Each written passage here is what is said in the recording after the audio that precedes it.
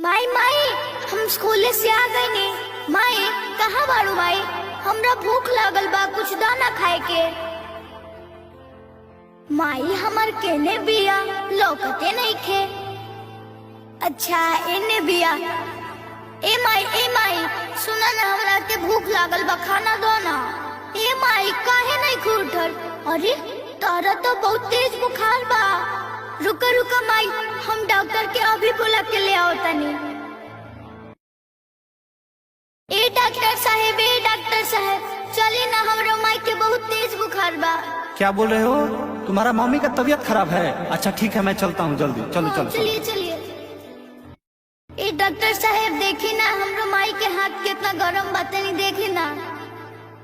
अच्छा रुको, मैं चेक करके बताता हूँ क्या दिक्कत है। हाँ।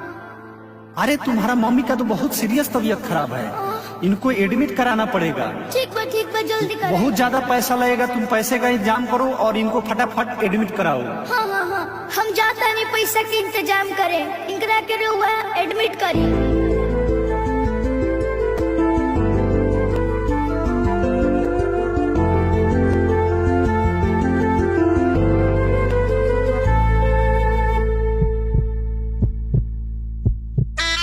बाबू इतना पैसे से नहीं हो पाएगा, तुमको और पैसा व्यवस्था करना पड़ेगा। ठीक है डॉक्टर साहब, हम और पैसा लेके आवता नहीं। ठीक है जाओ।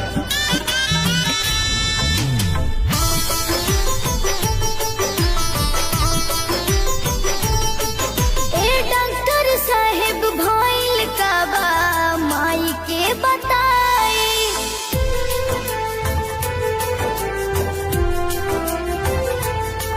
कुछ बोलत नहीं खे, काहे हमसे अवतारो आई।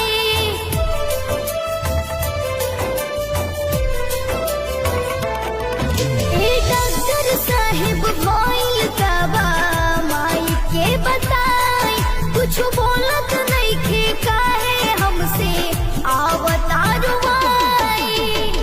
ममता के सागर हिया माई हमार, ममता के सागर हिया माई हमार। इसे जी हमार माई की तबीयत बहुत खराब बा, कुछ पैसा चाहिए, कुछ मदद कर दी माई हमरो बिया बीमार।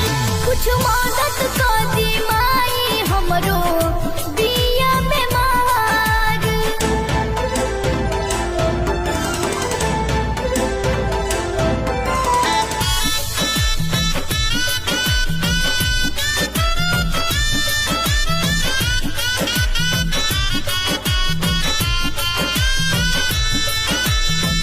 दूधवा पिया के माई कैली से आन हो, बावे ना आगे उनका केहू महान हो। ए भैया कुछ मदद कर देना, हमार माई बहुत ही मर गया। दूधवा पिया के माई कैली से आन हो, बावे ना आगे उनका केहू महान हो। परतनी पैया दे दी 1-2 हजार, परतनी पैया दे दी 1-2 हजार।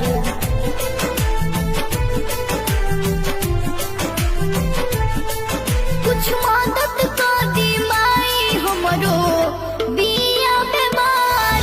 कुछ मदद कर दी माई हमरो बिया बीमार।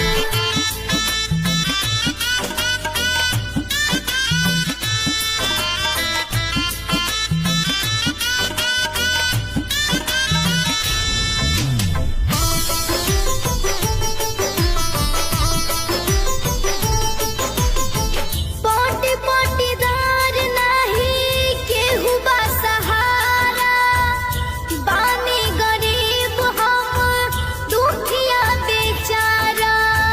ए चाचा, ए दुनिया में हमरा माई के सिवा केहू नहीं है, कुछ तो मदद करी।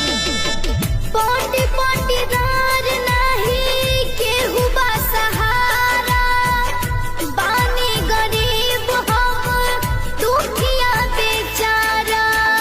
कदी संगीत सोनू अरियन के करी संगीत सोनू अरियन के उजियार।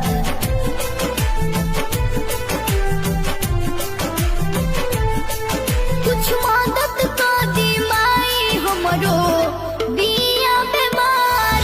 कुछ मदद कर दी माई हमरो बिया बीमार। ए डॉक्टर साहब देखी ना, हम कुल पैसा ला देने।